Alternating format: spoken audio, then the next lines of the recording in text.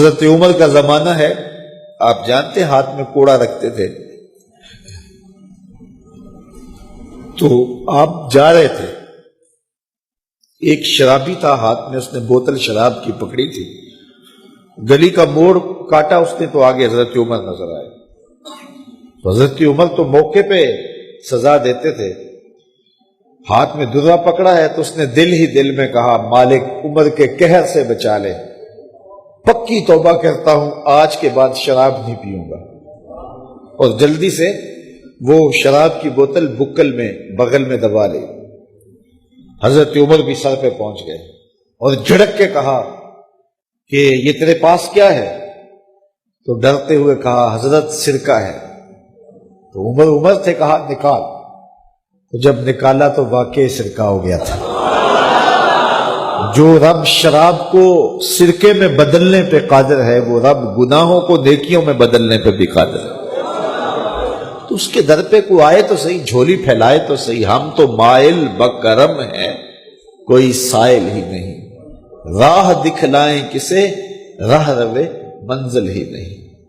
کوئی اس کی دہلیز پہ تو آئے، اس کی چوکھٹ پہ تو آئے، بلکہ اس کی رحمتیں تو بہانے ڈھونڈتی ہیں۔ بشر حافی ایک بہت بڑے شرابی تھے اور زندگی شراب کے نشے میں دھت گزرتی تھی۔ ایک دن گلی سے گزر رہے تھے، کاغذ کا ایک ٹکڑا دیکھا، اس پہ رب کا نام لکھا تھا۔ یار بندہ گناہ گار ہو بے ادب نہ ہو، گناہ گار ہو بے ادب نہ ہو۔ تو کاغذ کے ٹکڑے پہ رب کا نام لکھا تھا، اس کو اٹھایا، چوما، صاف کیا، خوشبو لگائی اور اونچی جگہ پہ رکھ دیا کہ یہ میرے رب کا نام ہے، اور شراب پینے پھر میخانے میں چلے گئے۔ وقت کے ولی کو الہام ہوا، جا ڈھونڈ بشر کو اور میرا سلام دے، اور اسے کہہ کہ تیرے رب نے تیرے سارے گناہ معاف کر دیے۔ نکلا، پوچھا بشر کون ہے؟ لوگوں نے کہا وہ تو بہت بڑا شرابی ہے۔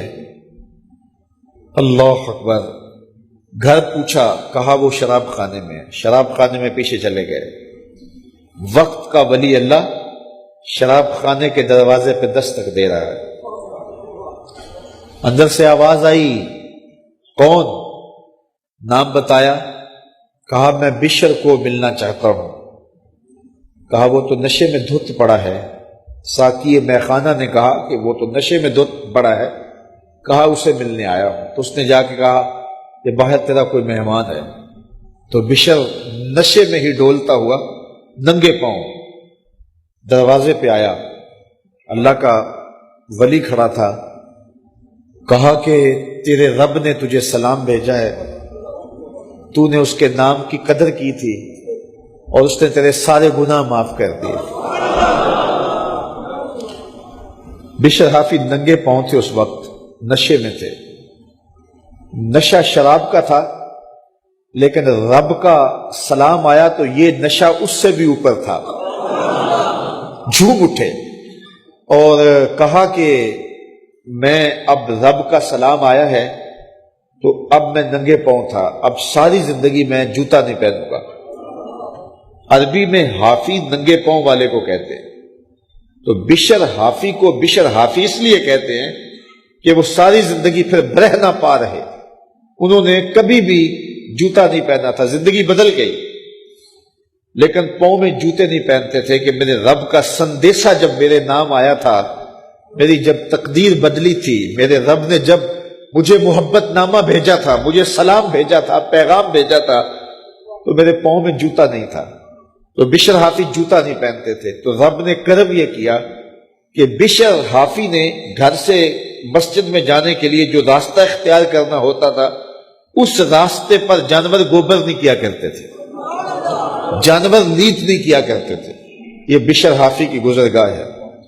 ایک دن ایک شخص آیا تو جس راستے سے بشر حافی گزرتے تھے تو وہاں کسی جانور کا گوبر پڑا ہوا تھا، تو اس نے بلند آواز سے کہا ایھا الناس، لوگوں سن لو، بشر حافی انتقال کر گئے۔ لوگوں نے کہا تمہیں کس نے بتایا ہے؟ کہا یہ گوبر پڑا ہوا ہے، اس کا مطلب ہے کہ آج بشر حافی اس گلی سے نہیں گزریں گے۔ تو جب پتہ کیا گیا تو حضرت بشر حافی کا واقعہ انتقال ہو گیا.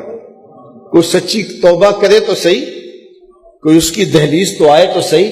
ہم تو مائل بکرم ہیں، کوئی سائل ہی نہیں، راہ دکھلائیں کسے رہ روے منزل ہی نہیں. کوئی جھولی تو پھیلائے وہ تو قریب ہے، اس کی تو رحمتیں آواز دے رہی ہیں، یا ایھا الانسان ما غرک بربک الکریم. او بھاگے ہوئے انسان، آجا پلٹ کے، تیرا رب بڑا کریم ہے.